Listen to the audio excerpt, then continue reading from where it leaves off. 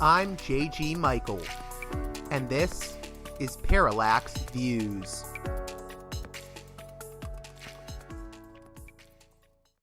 Hey there, Parallax Views listeners. Before we begin this edition of the program, I'd like to remind you that it is you, the listener, as well as my one and only sponsor, the mighty Mike Swanson of Wall Street Window, that makes this show possible. So if you can, please consider supporting me on Patreon at patreon.com/parallaxviews. One more time, that's patreon.com/parallaxviews.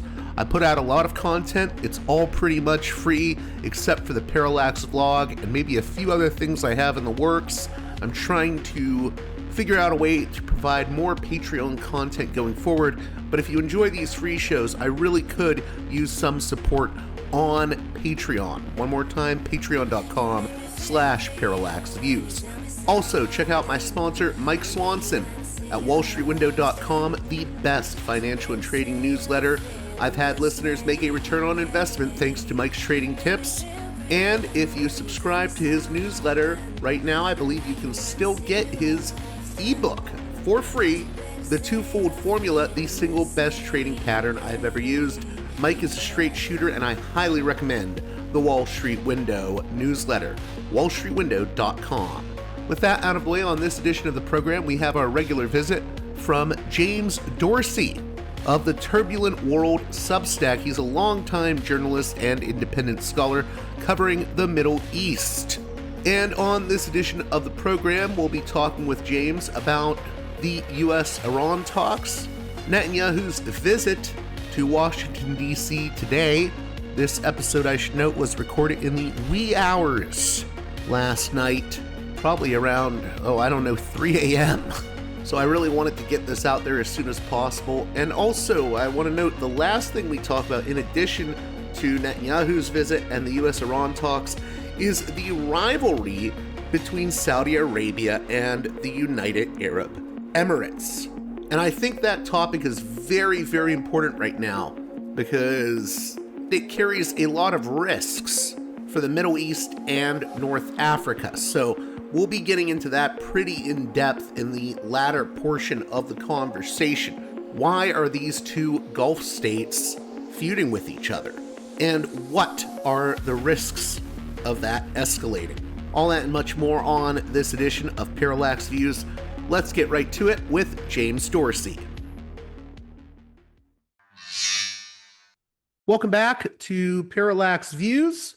Friend of the show and regular guest at this point, James Dorsey, an independent scholar and journalist on all issues related to the Middle East. And people should really check out your blog, The Turbulent World with James M. Dorsey. I know my listeners are always happy to hear from you. How are you doing? I'm doing well. How are you? I'm doing well. We're living in very frightening times. It seems like the Middle East is on the brink of absolute chaos, potentially. Or it's the principle of journalism. The worse everybody else is off, the better off we are. So I guess what's that? It keeps us off the street. So I guess where we should start is we have Netanyahu meeting today with Trump ahead of these renewed talks with the Trump administration, the White House, and Iran. What's your analysis of what we've seen so far? I think that Israeli Prime Minister Benjamin Netanyahu is worried. Trump does not really want a military engagement in the Middle East, despite its posturing, his assertion that he may send a second aircraft carrier to the region, that there will be severe consequences if Iran does not cut a deal with the United States. Ultimately, neither Iran nor the United States wants a military conflagration. Certainly not one that could spark a region-wide war, ranging from the Gulf, Israel and the Gulf states, to Turkey and into the Caucasus. On the other hand, with a flotilla like that in the region, and the bombastic statements that have been made, Trump needs a success, and and Iran needs a success. Let's be very clear about it. Iran's in a very difficult position, and does not really want to have to fight a war. But for that, you need compromise. You need compromise on both sides. Where the compromise is possible is on the nuclear issue. There are ways of fudging the enrichment issue. Iran has already for several months suggested that it could reduce the enrichment of the controversial 400 kilos that it has enriched to 60%, which is just short of the 90% weapon grade material, and which clearly or seemingly survived the U.S. Bombing of Iranian nuclear facilities in June of last year during the Israeli assault on Iran. The problem for Netanyahu is that that's not good enough. Netanyahu, for all practical matters, wants, if he can't get regime change, he wants an emasculation of Iran's military capabilities. That is what the focus on ballistic missiles is about. Keep in mind, Iran does not have an air force of any worth mentioning. It doesn't have a navy of any worth mentioning. The backbone of its conventional deterrence and defense are ballistic missiles. And no Iranian government, whether revolutionary or post-revolution, would be able to compromise on that. And of course, Netanyahu wants Iran to cut whatever relations or support it maintains with its non-state allies, the Lebanese Shiite militia and political movement Hezbollah, Yemen's Houthis, the Iraqi Shiite groups. And that Iran is put off the table. Again, there may or may not be wiggle room there, but there are issues here of perceptions of sovereignty. Whereas with the nuclear issue, you have an international legal framework that limits, for example, enrichment, and that makes it much easier, or in any case, easier for the Iranians to cut a deal. Could you talk a little bit about, so this is the 7th meeting in the past year we've seen. It's the 8th meeting. It's the 8th meeting. Okay. If you include Trump's trip to Israel, it's the 8th meeting. Right, but it's the 7th for Netanyahu coming to the U.S. Yes. Okay. So 8 meetings in the past year. I'm wondering, what do you make of the relationship between the Netanyahu run government and the Trump administration? Do you think there's lines where they're in conflict with each other over things like the West Bank? What is actually going on between the Trump administration and Netanyahu? I think the relationship is complex. And I don't know that Trump and Netanyahu fully trust each other.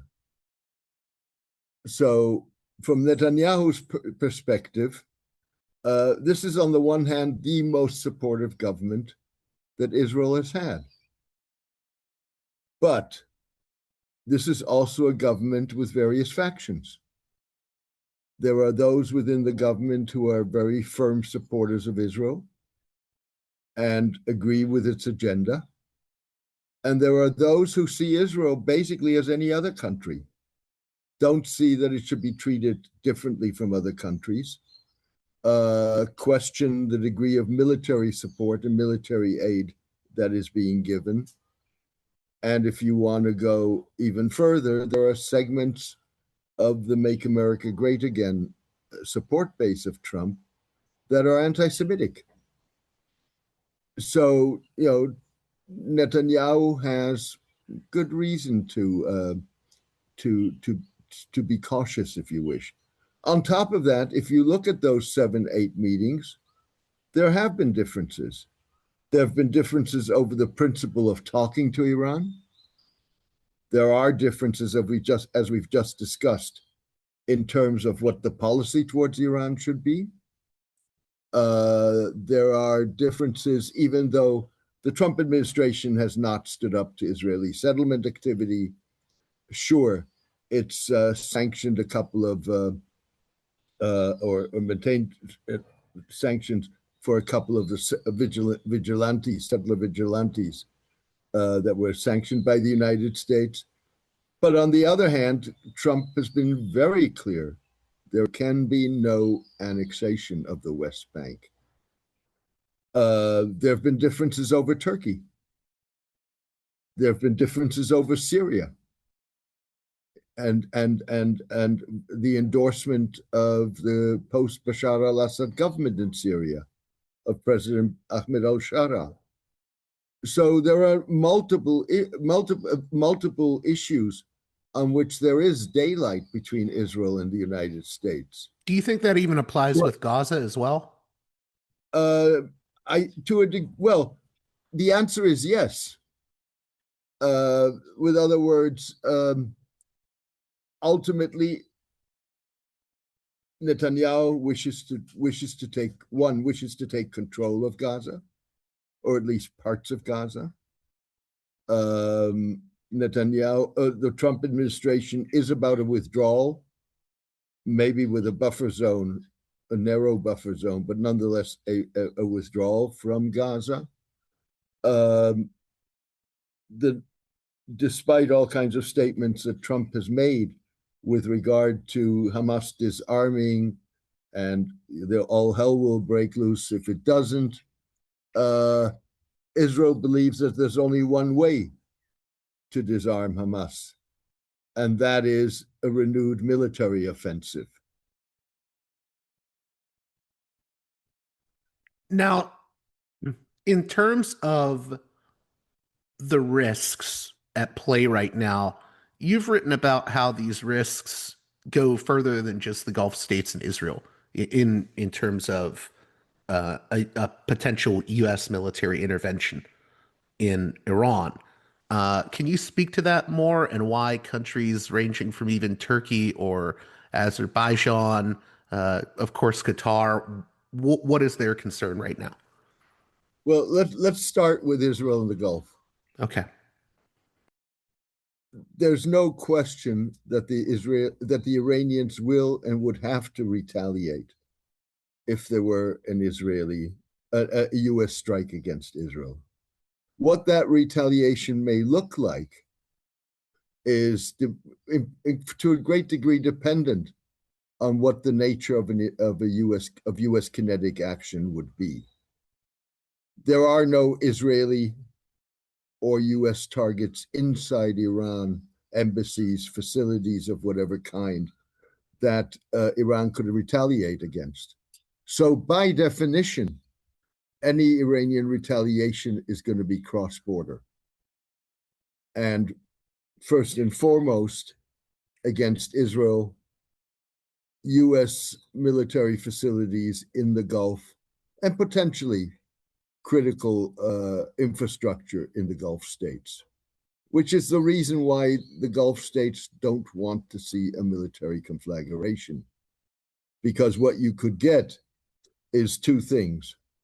Again, depending on the nature of a U.S. attack, which are being sucked into a region-wide conflict, and the danger that of the domestic fallout of a U.S. attack, disintegration of the state, uprisings, insurgencies by ethnic minorities. There's a history of the Israelis and the U.S. supporting in the past Kurdish insurgents in the West, Baloch insurgents in the Southeast. But there's also unrest among the Azeri population, which constitutes between 16 and 24% of the Iranian population. It sits on the borders of Turkey and Azerbaijan. The Azeris, even though they may be the most integrated of the Iranian minority groups, they are a Turkic people. They are Azeris, with other words, with a very close affinity with Azerbaijan. And they're both states that border on Iran. So if you had a disintegration, if you had multiple ethnic revolts, and if they included the Azeris, then the threat or the danger that that the conflict expands not just southwards but northwards is significant. Now, do all the Gulf states, you think, have the same level of concern, or does it differ amongst them? Well, I think the greatest concern, of course, is Saudi Arabia and the United Arab Emirates. And they've been targeted before. Qatar's been also targeted when the Israelis struck at the Hamas leadership as it was preparing its response in the ceasefire negotiations. But that was an attack on a U.S. facility. It was very calibrated. The Qataris were, and the Americans were advised, if only minutes, but nonetheless advised in advance. That was not the case with the attacks that you saw in 2019, 2020 on critical infrastructure, oil facilities in Saudi Arabia, and critical infrastructure in the United Arab Emirates. So those are the two states that are most concerned. But if one Gulf state gets sucked into a region-wide war, that's a threat to all Gulf states. And obviously, Omanis may be the least worried, since they are intermediaries. But nonetheless, none of the Gulf states want to see destabilization. Their focus is on trying to contain whatever disputes they have with others, on trying to maintain stability so that they can move forward with their economic development diversification plans. Now, you recently wrote about the Turkish foreign minister and the advice he gave for U.S. negotiations. Can you talk about why you felt the need to shine some light on that specific story? Well, there were two reasons. One was immediate, that turned out to change with the development of events. So when I wrote that story, talks were agreed, the first round of talks between the United States and Iran, and they were going to be held in in Istanbul under Turkish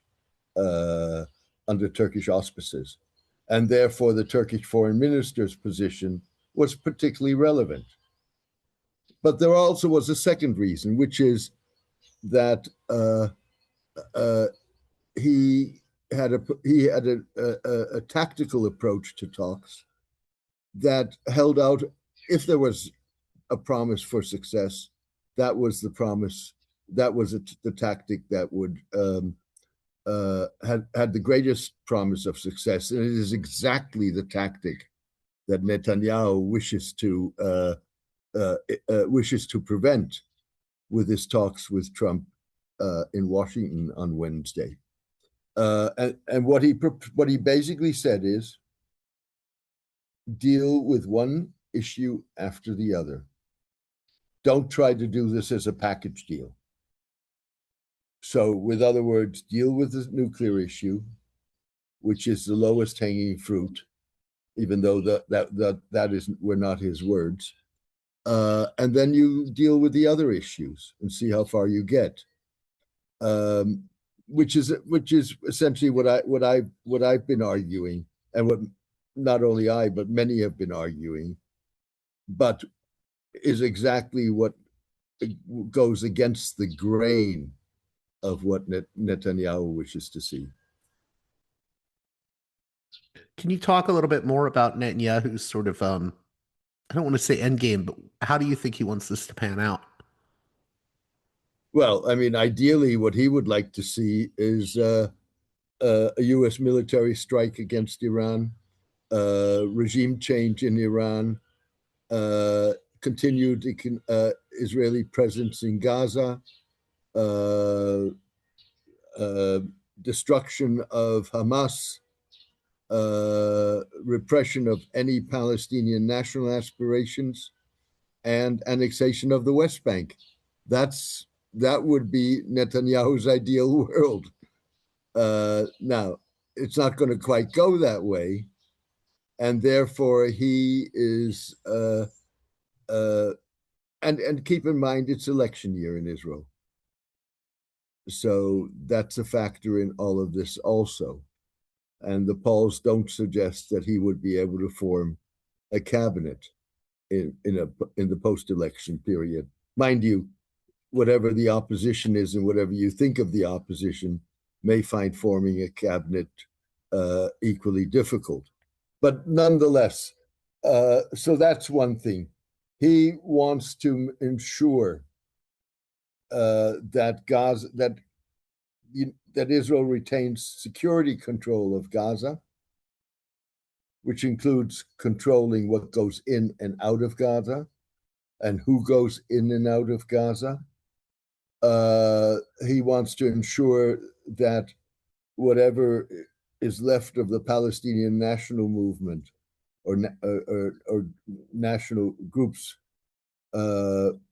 aspiring for Palestinians' aspirations, that they are suppressed, eradicated, and he wants enhanced settlement and control of the West Bank. Now, I'm curious, do you think there's, you mentioned the elections coming up in Israel. Do you think there's a certain level of desperation that Netanyahu has right now? I'm asking this because, and we don't have to get into this. This is kind of left field, but I saw that Netanyahu recently was trying to spin some of the Epstein files that were released, saying, see, he was friends with Ehud Barak, and Ehud Barak is actually working with anti-Zionist leftists to undermine Israeli democracy. It's the deep state. And he's sort of pushing conspiracy theories. And I know he's done that in the past, but is he maybe amping up the rhetoric now because of these elections? Look, Netanyahu wants power for the sake of power. Okay. He also wants power because he has legal problems.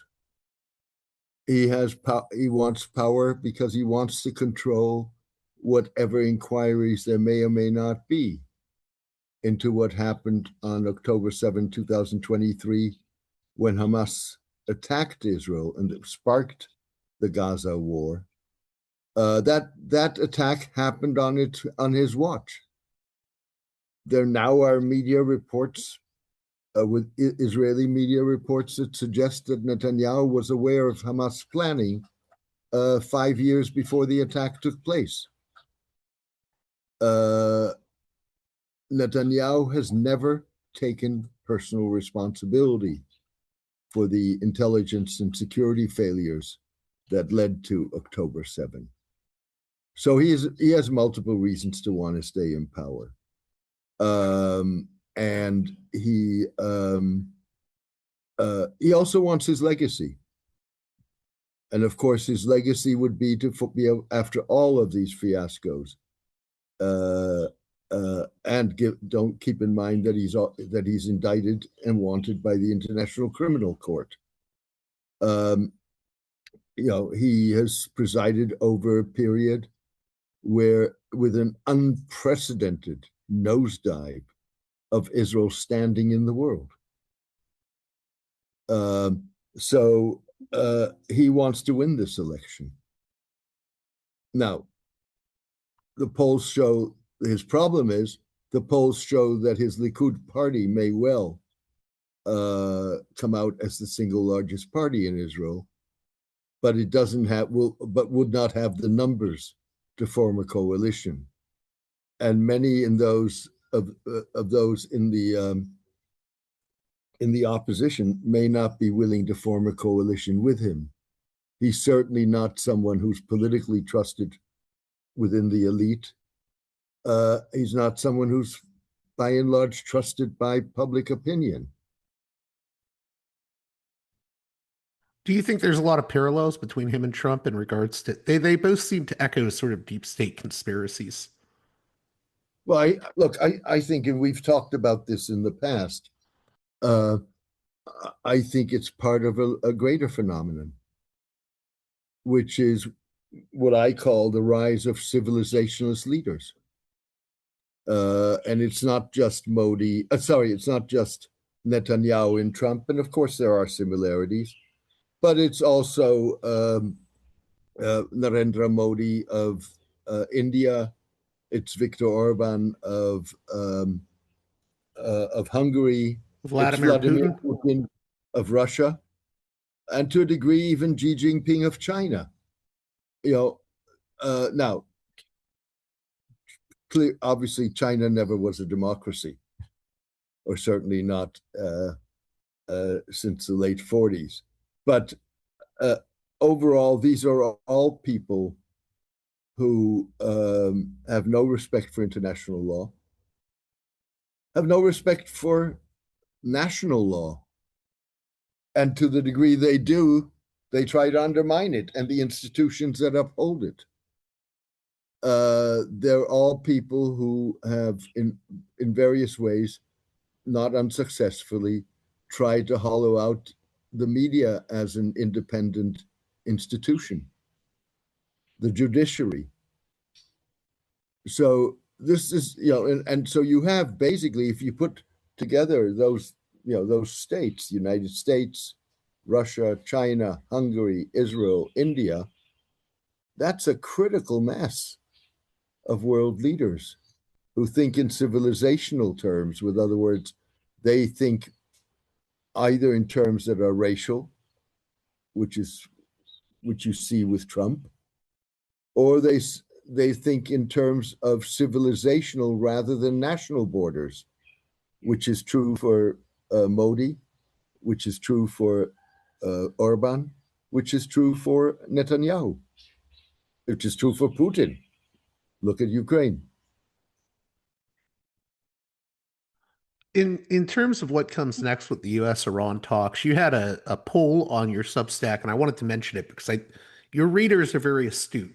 And you asked, will U.S. Iran talks preempt a war?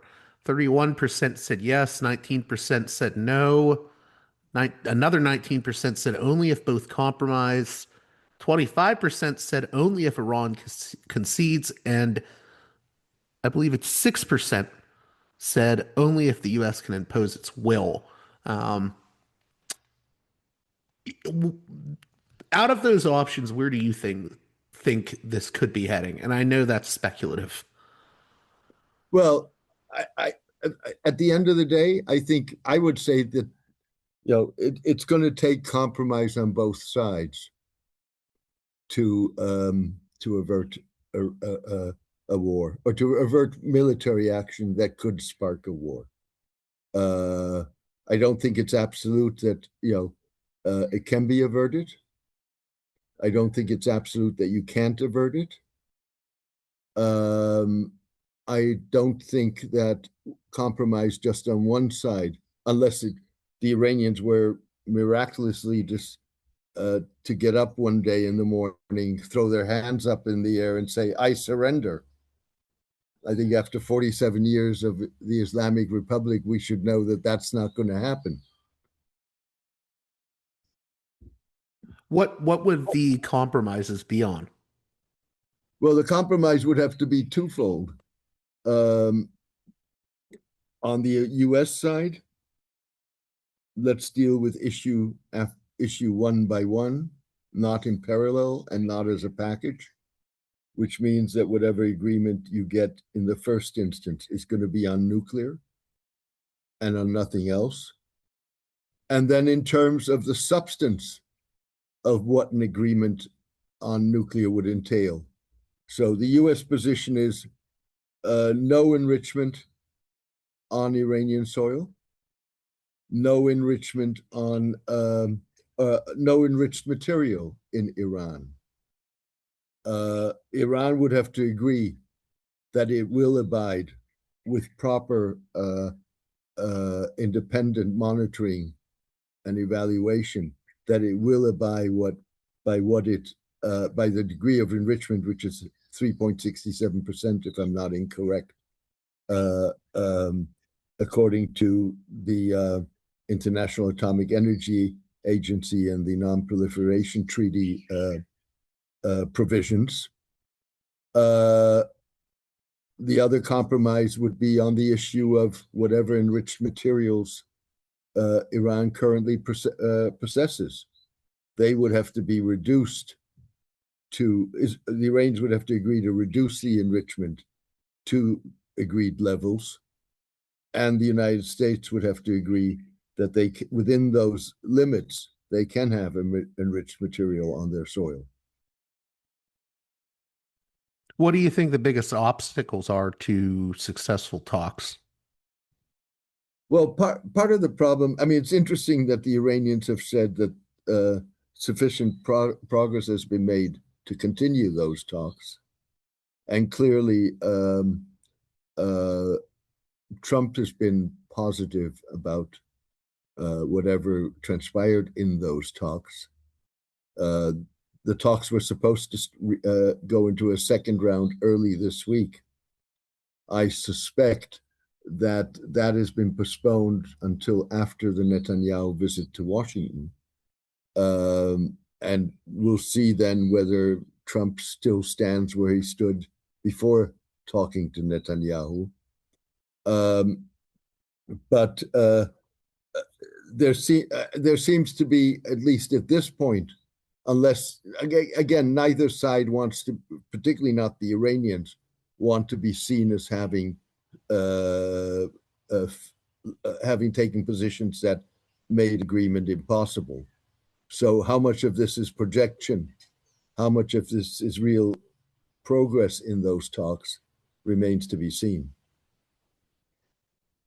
Now, is there anything else we can say about the U.S. and Iran talks at this point? I know we're sort of like the three blind men with the elephant in some ways on some of this, but well, I think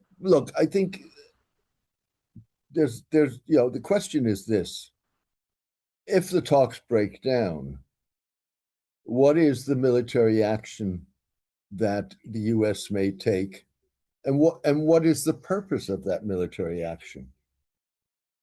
I mean, presumably one reason why you have this massive concentration of U.S. forces in Iran is to coerce and bully Iran into the negotiations and into making concessions. So is an attack designed simply to be punitive? Is it designed to persuade Iran that it had better still come to the table? Or is it designed to change the regime? The likelihood that it would change the regime, I think, is very low. That doesn't mean that, contrary to the past, there is a segment of Iranians, who knows how small, how big, I don't think anybody can guess that would welcome a U.S. intervention. But there are those who don't. Another factor is, would Israel play a role in a military intervention or military operation of any kind? On the other hand, Trump does not want a war, certainly not a prolonged war. He doesn't want a region-wide conflagration, certainly not in an election year. And so what Trump really wants is something that looks good, is dramatic, that he can project as a military victory. And that may not be something that the Iranians will deliver. It sounds like we just have like two bulls butting heads against each other that they both have to look like they've won in a way. Well, let's also be fair in the sense that the Americans and the Iranians have every reason to distrust each other, and they have scores to settle. You go back to the occupation of the U.S. Embassy in Tehran for 444 days. The attacks on Iranian facility on American facilities in the region, whether carried out by Iran itself or by its non-state allies. The Iranians, there's the failed Carter attempt to free the U.S. hostages. There's the don't keep in mind that certainly in the United States and in many places, Iran is one of those countries that's a buzzword. You have an emotion and a response to Iran, whether you've ever dealt with an Iranian, whether you've ever been to Iran, whether it in any way has a connection to your life, you have a perception of Iran. And largely in the West, certainly that's of an evil state, essentially, of religious fanatics, country being irrational, unpredictable. So you have this is not a conversation when Iranians and Americans officials get together. I was going to say that the flip side of that, though, is I think couldn't the Islamic Republic see the U.S. as irrational based on, I mean, Trump just literally pulled out of the JCPOA. Absolutely. No. I mean, look, what I said is applicable to both sides. I mean, both sides have legitimate grievances.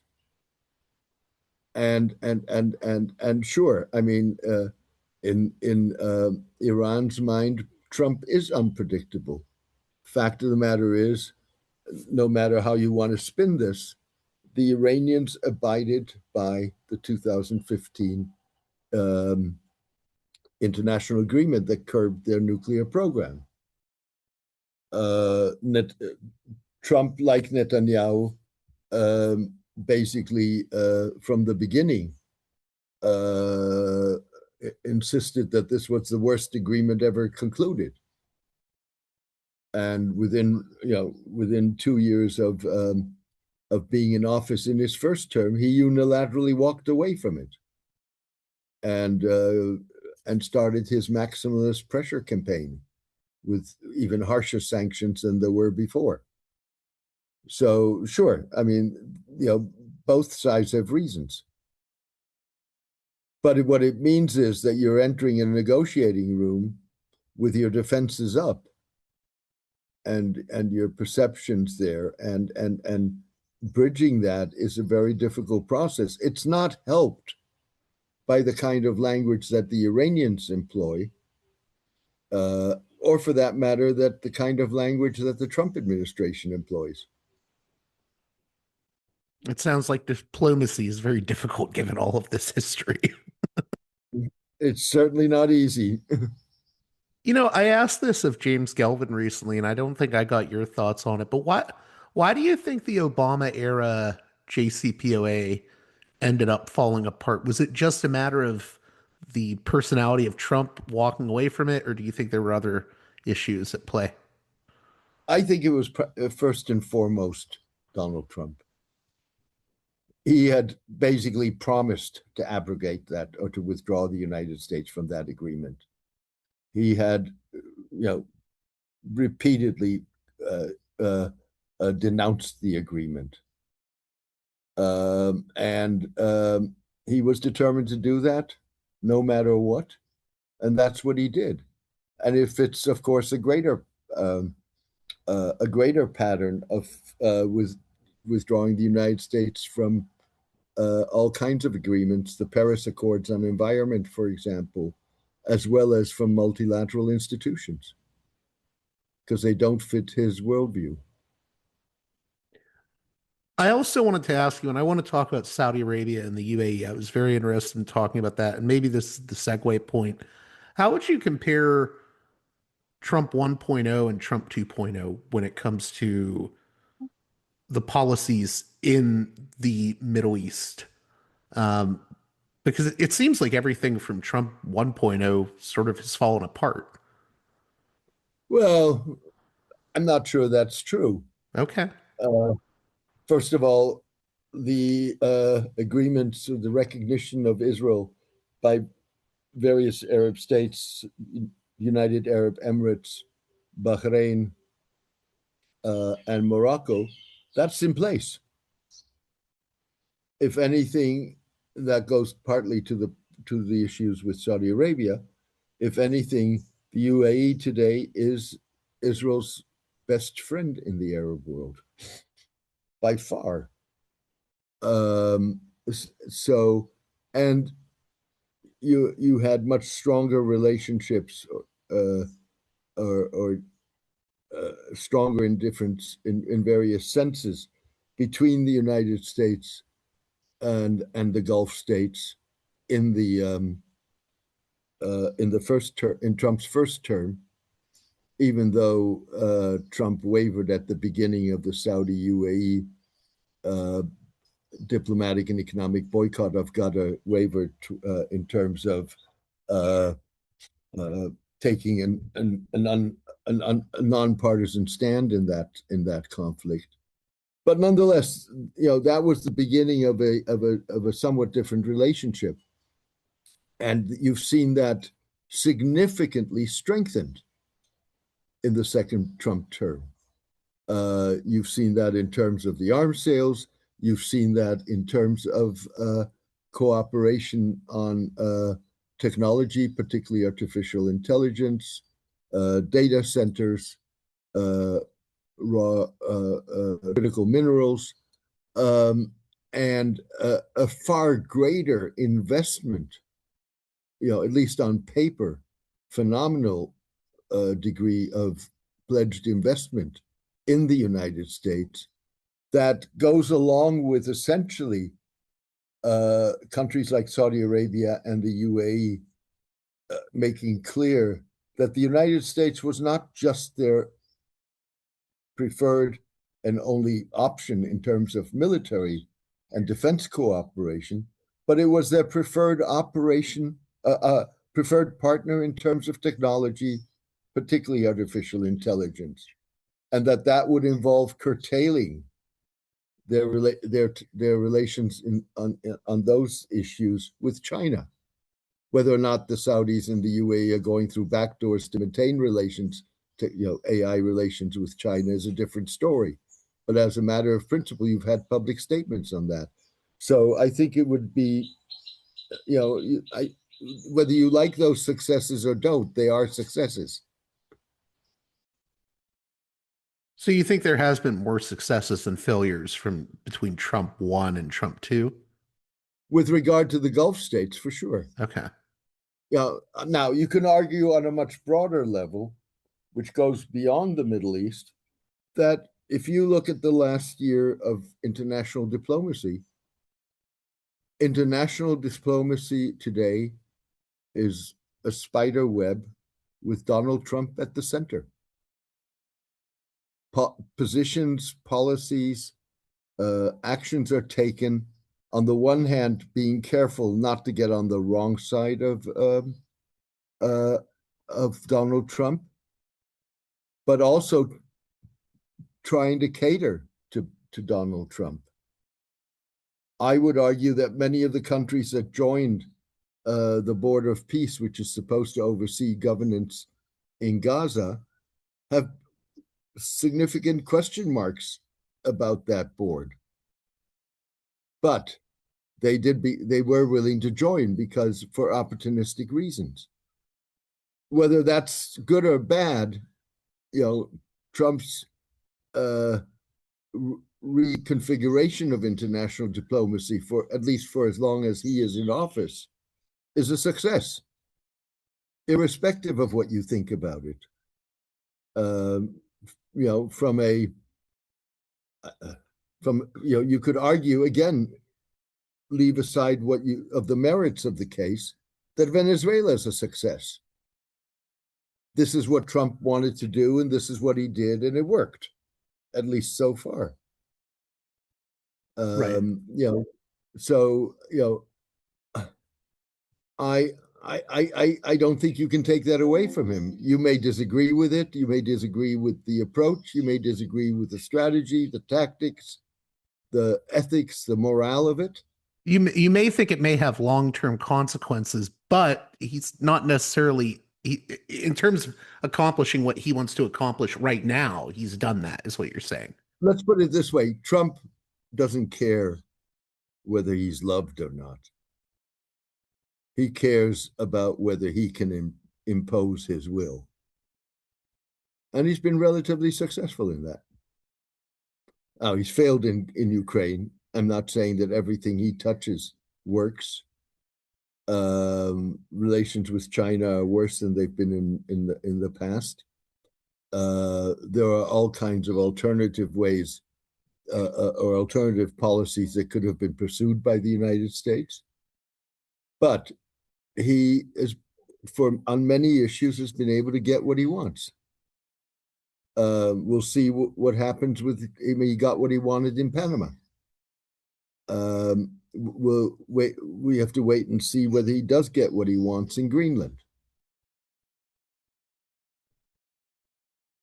That, thinking about it now, you raise a good point. I'm always worried about the stepping on the landmine eventually, but you're right. I mean, at this point, what I'm saying is doesn't preclude that this could backfire in the longer term or blow up for whatever reason. But if you're making an evaluation at this moment, it's not an evaluation of failure.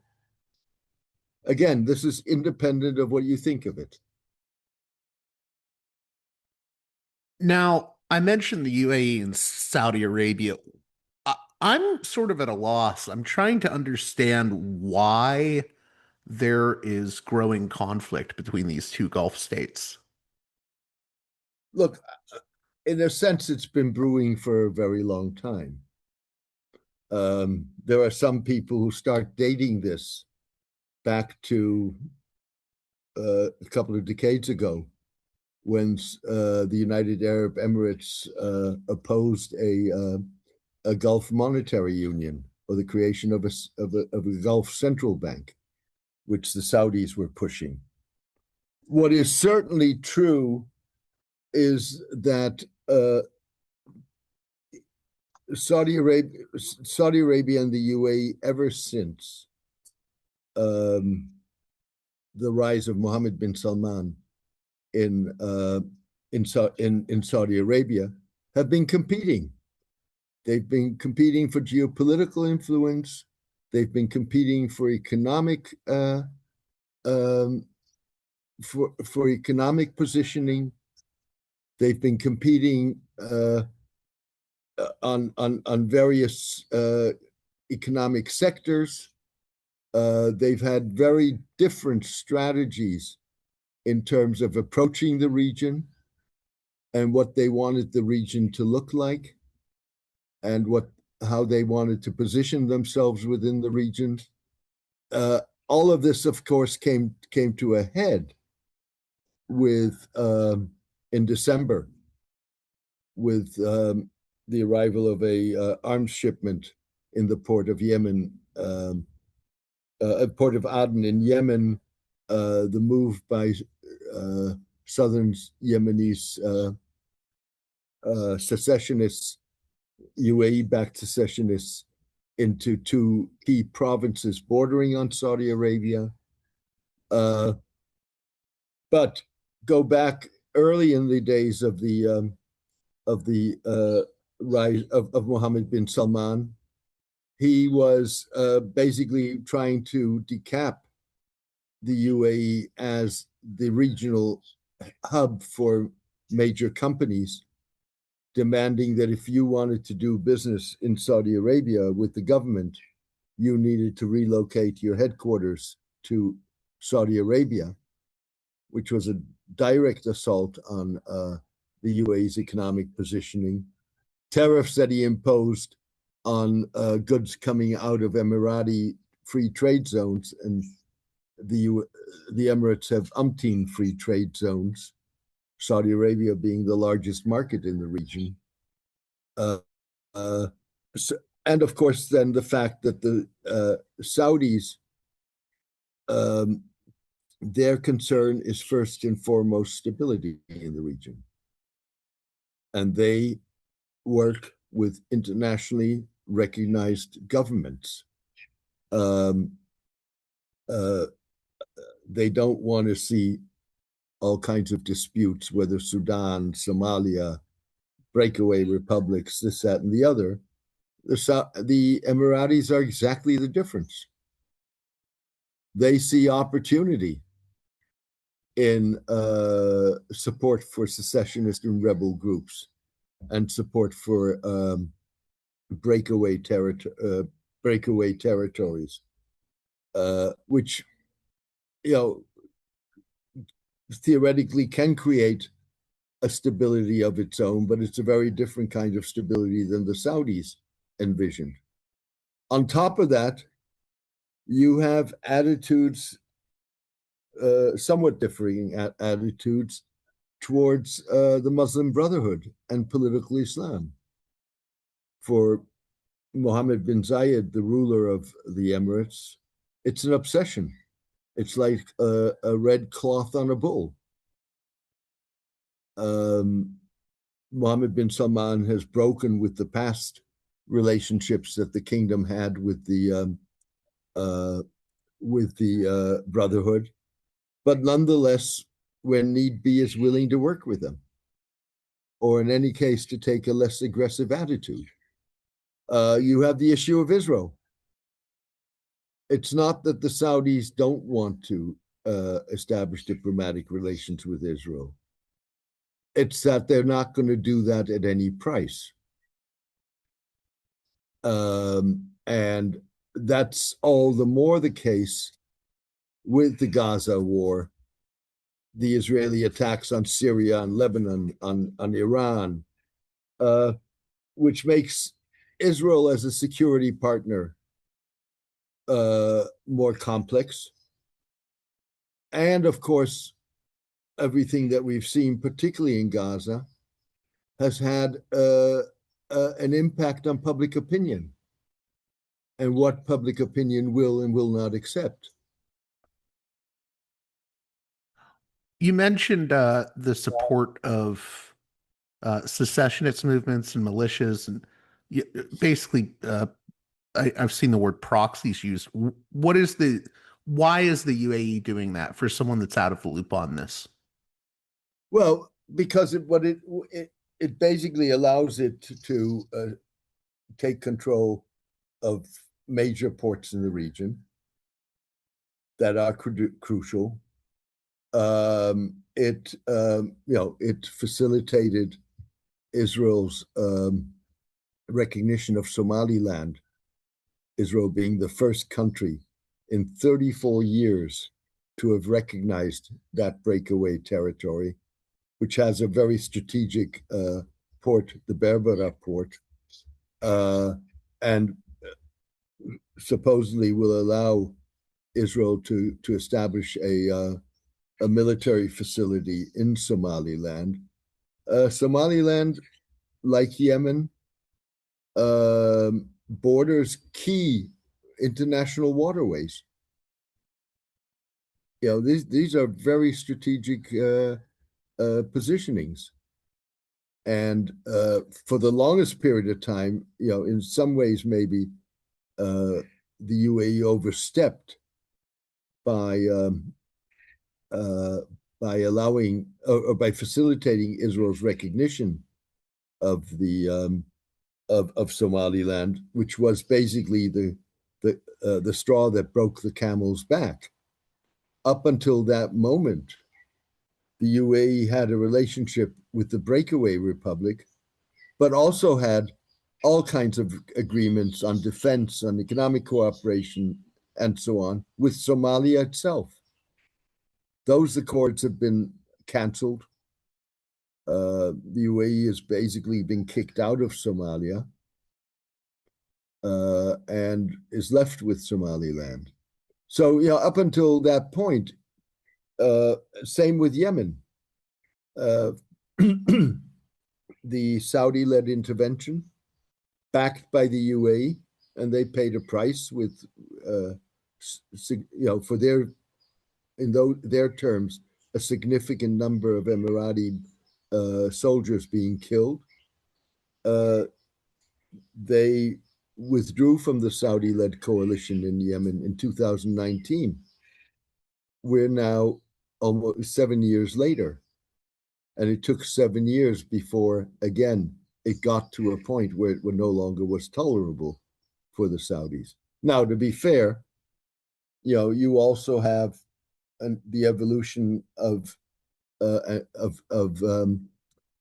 Mohammed bin Salman from the early days, when he gained power in the kingdom, to who Mohammed bin Salman is today.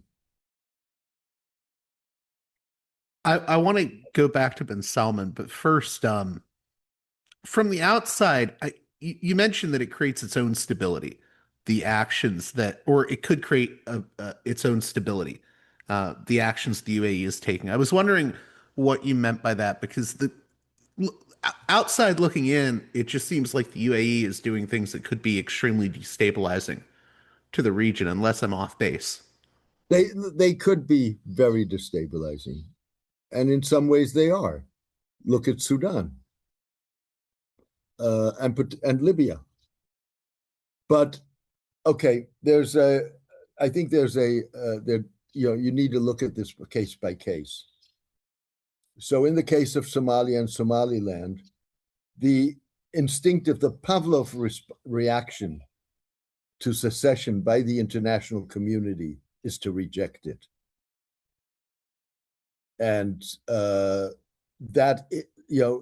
and to believe in the sanctity of national borders, even if you have within your own territory ethnic national groups that have national aspirations of their own.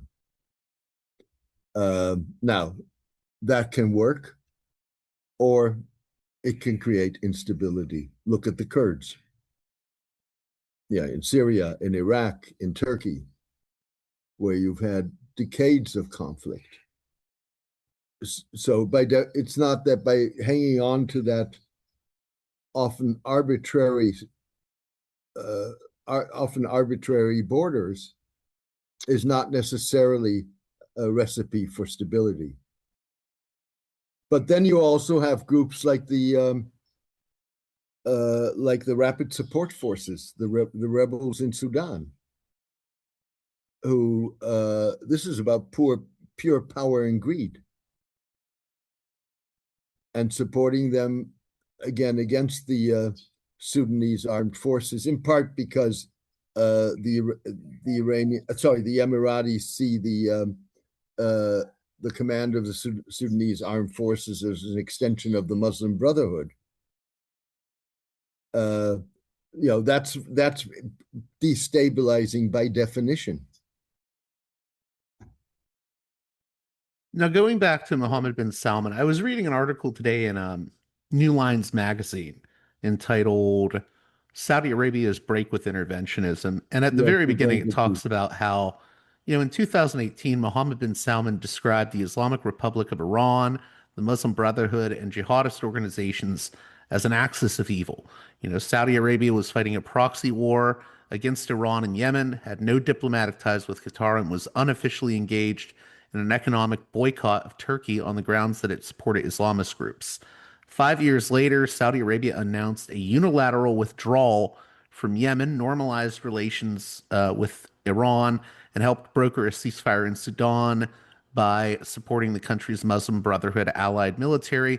And a year after that, Riyadh threw its support behind the new leadership of al-Shara in Syria. Despite his background as the leader of a jihadist group that broke away from Al Qaeda.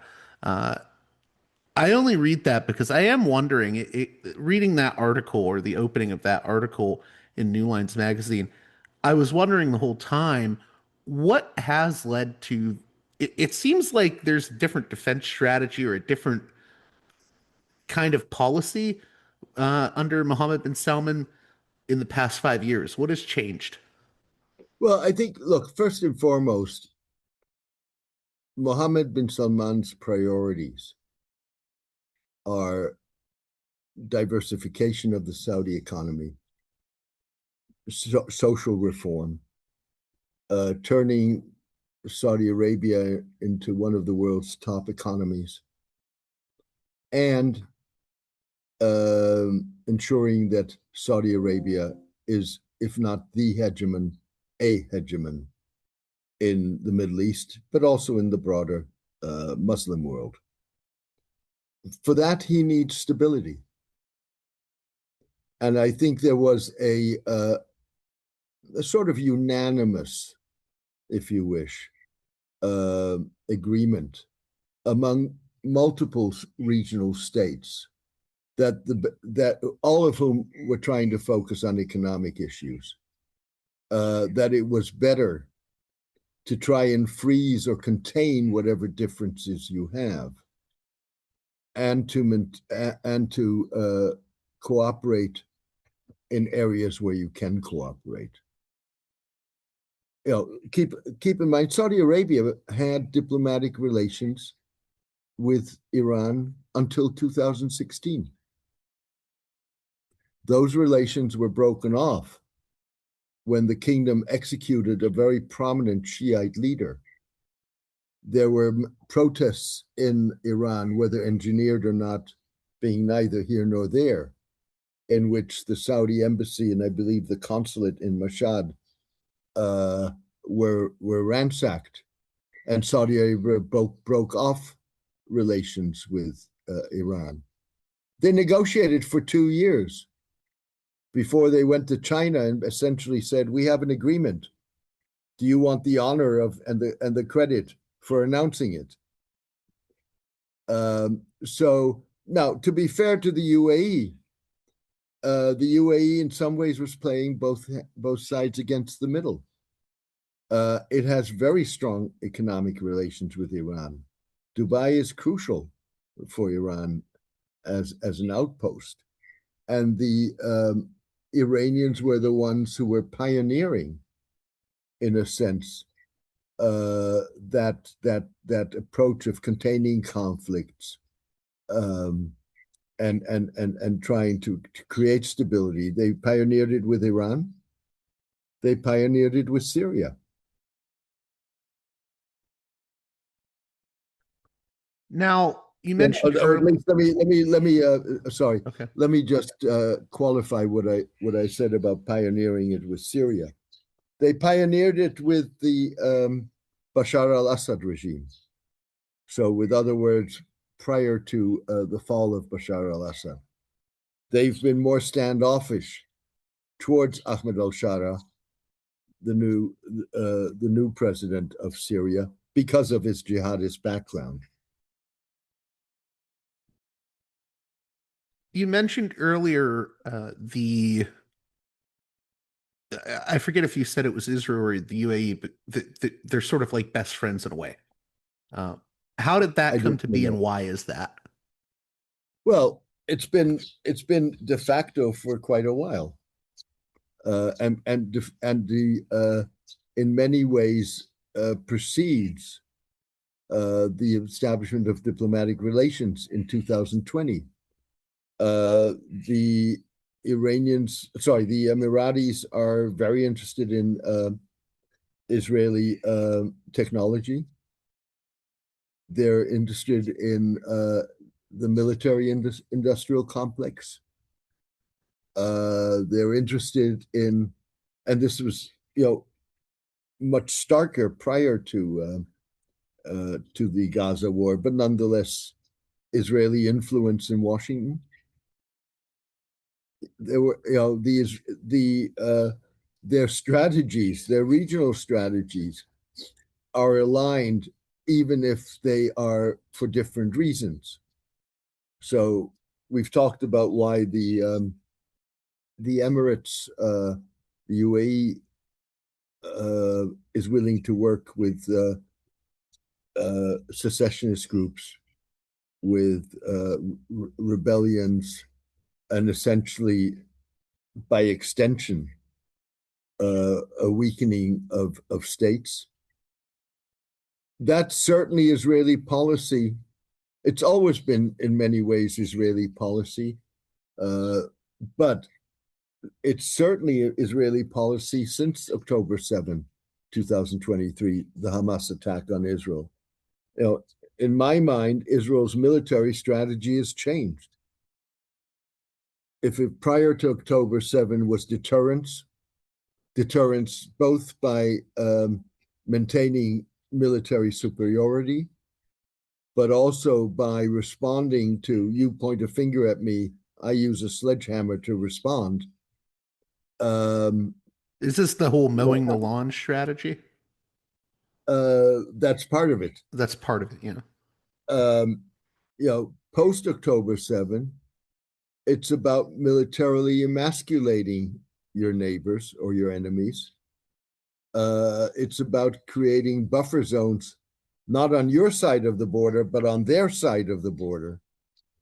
So look at southern Lebanon with Hezbollah. Look at southern Syria. Israel's projection of itself as the protector of minorities in Syria. And that is, that vision of a weak central Syrian state, decentralized with autonomy for minorities, is, going back to earlier parts of this conversation, diametrically opposed to what Turkey wants to see in Syria. And so far, Turkey has the upper hand. In terms of, you mentioned the Saudi posture being, I guess, less aggressive. That New Lines magazine article referred to it as a sort of zero conflict approach after getting out of Yemen. But one of the things that article mentioned was that if the UAE and Israel continues with the policies they're pursuing, it's going to be very difficult for Saudi Arabia to maintain its current approach. Do you think that's a fair sort of viewpoint, that maybe Saudi Arabia is going to have to shift in its approach of being more cautious? It'll have to shift away from that? I think that's potentially very well possible. On top of that, there's a precedent. Turkey declared a zero problem foreign policy with its neighbors, and it's got multiple problems. I also wanted to ask you before closing out, and I want you to play devil's advocate on me a bit here and maybe push back on me. I'm not necessarily a fan of the Kingdom of Saudi Arabia, but I've had this sense lately that I'm much more concerned about the UAE. It just feels like the UAE could be very destabilizing to the region.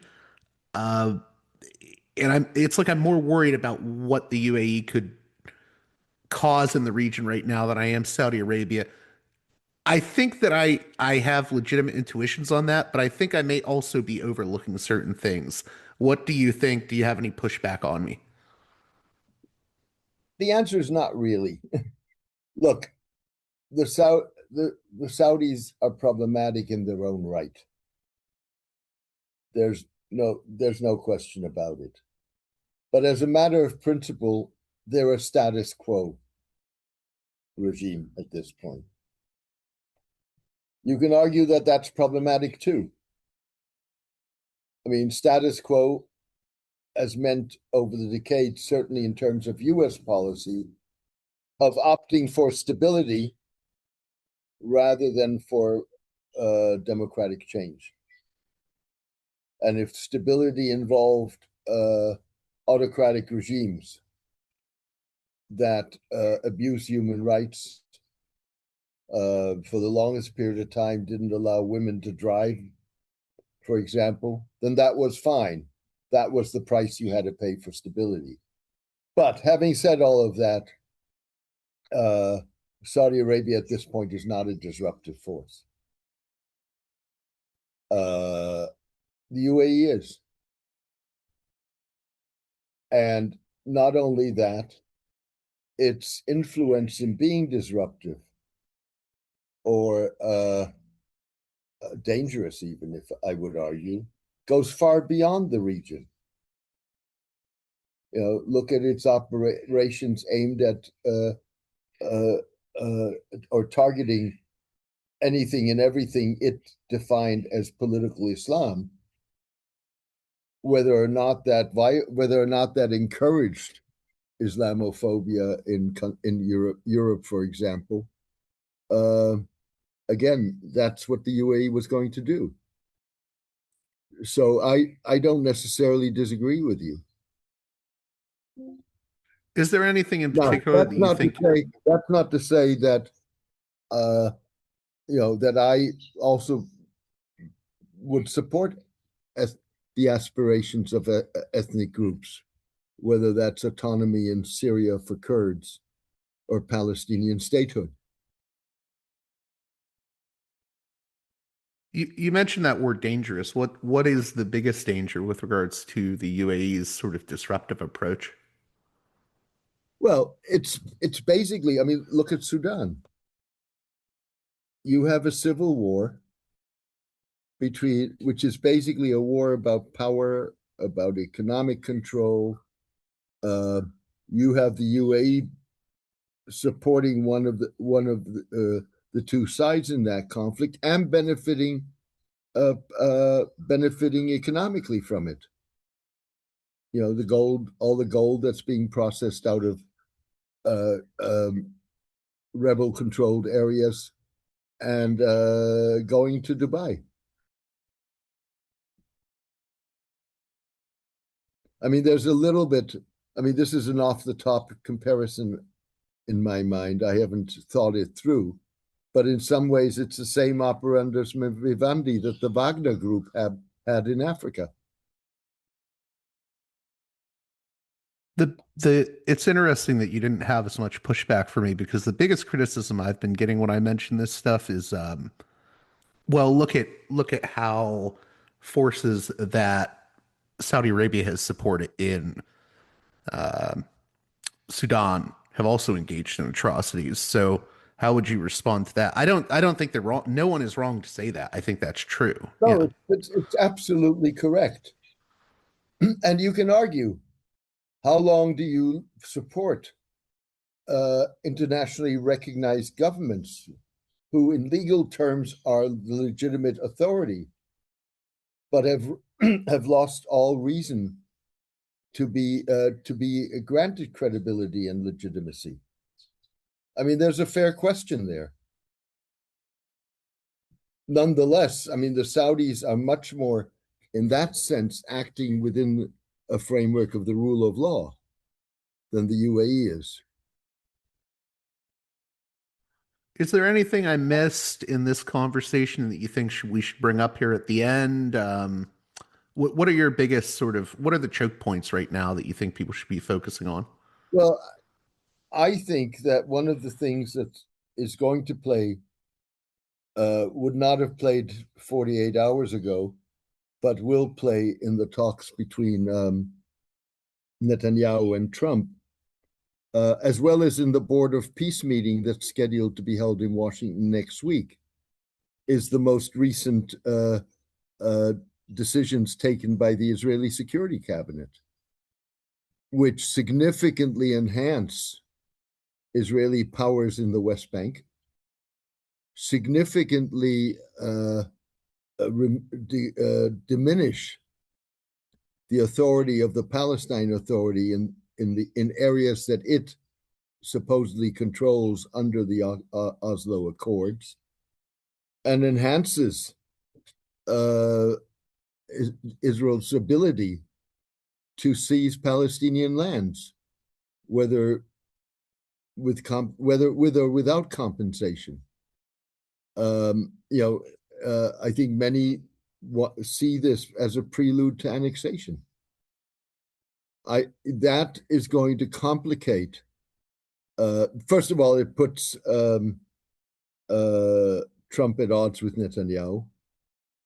Now, to be fair, there's been no official statement either by Trump himself or by the administration in response to the Israeli measures. But Trump has in the past been unequivocal that he will not tolerate annexation of the West Bank, even though he tolerates settlement activity. So that's one issue that's going to play in the talks on Wednesday. But it's also going to complicate or make it more difficult for Arab and Muslim majority states to participate, for example, in an international stabilization force in Gaza. When you say the talks on Wednesday, you mean the talks between Netanyahu and Trump? That's correct. Okay. And I should mention this here at the end. We didn't talk as much about the Palestinians. It just seems like the situation is very grim right now for Palestinians. I just don't know where things go from here for Palestinians in either Gaza or the West Bank. It seems like they're caught between a rock and a hard place. They are, but again, there are differences between, or potentially there are differences between the United States, Trump, and Israel, Netanyahu, on the issue of Gaza. So what Trump wants to see, he wants to see disarmament of Hamas. He wants to see demilitarization of Hamas or of Gaza, and in that he is in agreement with Netanyahu. The problem is, what does disarmament mean, and how is it going to be achieved? As far as Netanyahu is concerned, disarmament means there's not going to be a single bullet left in the hands of Hamas. Hamas as a group will be destroyed. The demilitarization will involve the destruction of Hamas's military infrastructure, which, whatever infrastructure above ground there may be, as well as the underground tunnels. And only then can you progress on the other issues, the installation in Gaza of the Palestinian Technocratic Committee, reconstruction, greater flow of relief, and so on. And the definition of what disarmament means is a gray territory. There are formulas in which Hamas would surrender whatever's left of its heavy weaponry, but it'd be allowed to maintain its sidearms. Or be allowed, individual fighters would be allowed to surrender their sidearms and being paid for that. What happens with the Hamas police force? Do they integrate into a Palestinian police force? All of these are issues that are going to come up, certainly, if not in the talks between Netanyahu and Trump, they're certainly going to come up in the Board of Peace meeting next week in Washington. And the most recent measures taken by the Israeli Security Cabinet with regard to the West Bank are going to set the bar higher for many to participate in that force, because they don't want to be seen as the enforcers of Israeli policy. They want an agreement in advance with Hamas on the terms of what disarmament and demilitarization would mean. And they also don't want to be seen as fig leaves for Israeli policy. So, with other words, if the trend and the moves are towards annexation rather than towards the resolution of the Israeli-Palestinian conflict that would involve the creation of some form of a Palestinian state, without that, it's going to be much more difficult against that background. I also, just real briefly here, I should have asked this earlier. With regards to the UAE and Saudi Arabia rivalry, and I hope this is not a dumb question, because I worry that I'm sometimes off base. Dumb questions are usually the best ones. Where does Qatar fall in all of this? Are they going to take a side, or do they sit out of this? Like, are they affected by this, I guess, is what I'm asking. Well, they're certainly affected by it, as everybody in the Gulf is. They're going to play it very cautiously.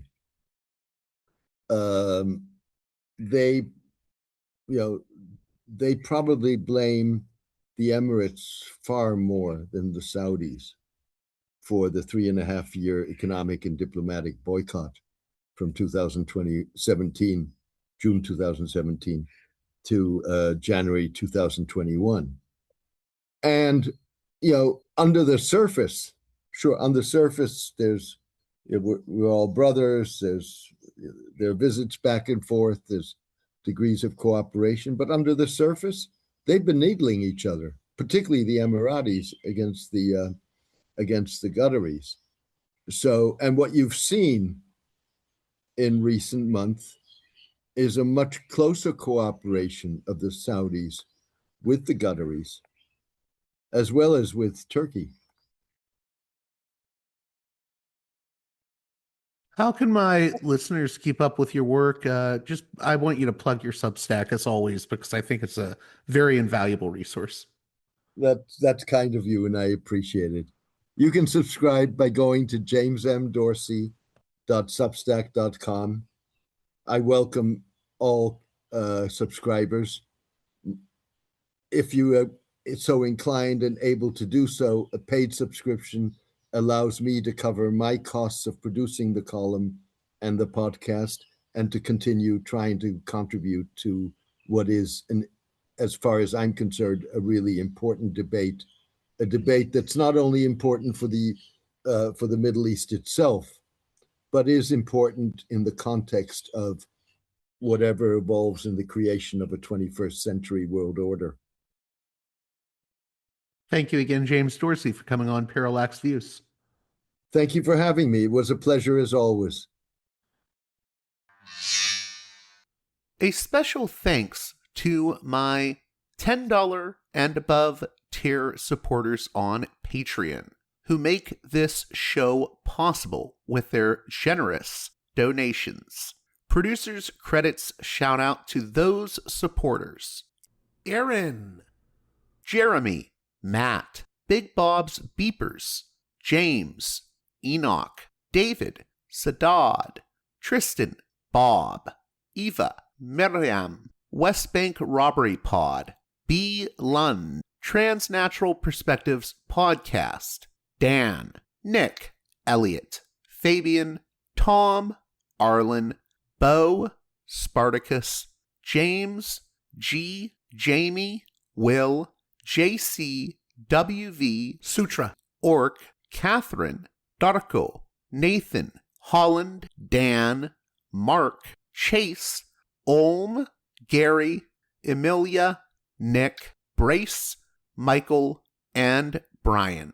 Please join those listeners in supporting me at the $10 and above tier of my Patreon page, patreon.com/parallaxviews, if you'd like your very own producer's credit on each and every edition of the program. Until next time, you've been listening to Parallax Views with Parallax Views to Parallax Views with Parallax Views. The way out is not simply to say don't do it, just to prohibit. It's nothing else. It's If we don't do it, others will be doing it like crazy. So, we have to confront the problem. But no, basically, I know of the great anxieties, problems, new forms of control, but it's also new forms of freedom. This is why I always emphasize that internet and all this new digital stuff, it's a very ambiguous phenomenon, but it's the field of struggle. New forms of enslavement, but at the same time, new incredible forms of freedom.